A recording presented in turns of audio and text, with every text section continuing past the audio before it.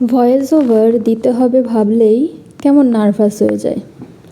আগে তা voice over দিয়ে বেশ কিছু ভিডিও দিয়েছি, কিন্তু এখন যেন মনে হয় কথাই খুঁজে পাবো না। এতক্ষণ যদি শুনে থাকেন আমার ভিডিওটা আর দেখে থাকেন, তাহলে বলে দিই আমি ঈশিতা এবং আমার একটি ছোট্ট ভিডিওতে আপনাদেরকে স্বাগত। আমার হাজব্যান্ড রান্না করতে খুব পছন্দ করে, আর এখন যেহেতু অসুস্থতার জন্য বাড়িতে রয়েছে, তাই মামনি মানে আমার শাশুড়ি মা এবং ও মিলে দুজনে নানা রকম রান্না, বিশেষ করে সন্ধেবেলা স্ন্যাক্স তৈরি করার চেষ্টা করে। আমার যেহেতু টিউশন থাকে, আমি অতটা সময় দিতে পারি না। তো সেই দিন দেখি হঠাৎ করে দুজনে মিলে কিছু একটা করছে। আমি নিচে গিয়ে দেখলাম যে নতুন একটা স্ন্যাক্স বানানোর চেষ্টা করছেন ওনারা। চাকু না পেয়ে খুন্তি দিয়েই কি সুন্দর করে নিল।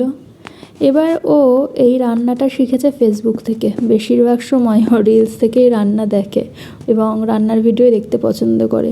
প্রথমে এইভাবে শেপ দিয়েছিল, কিন্তু আলুগুলো না বাইরে বেরিয়ে যাচ্ছিল। তাই আমি ওকে বললাম যদি সম্ভব হয় অন্য একটা শেপ দে, যাতে আলুগুলো বাইরে বেরিয়ে না যায়। তো তাই জন্য ও রোল করে আর একটা শেপ দিল।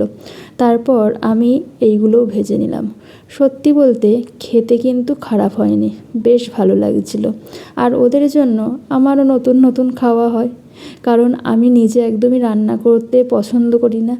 আর আমার খুব টেনশন হয় অ্যাকচুয়ালি রান্না করতে গেলে। এই সময়টা আমি ফাঁকা ছিলাম বলে একটুখানি আমি ওই স্ন্যাক্সগুলো ভেজে দিয়েছিলাম।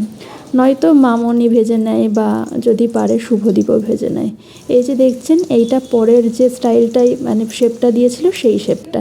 এইটাতে কিন্তু আলু বেরিয়ে যায়নি, আলুর যে পুরটা।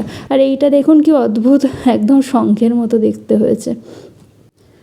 তারপর টমেটো সসের সাথে সবাই মিলে এনজয় করলাম এই স্ন্যাক্সটা।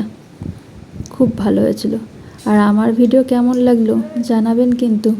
আজ আসি, টাটা।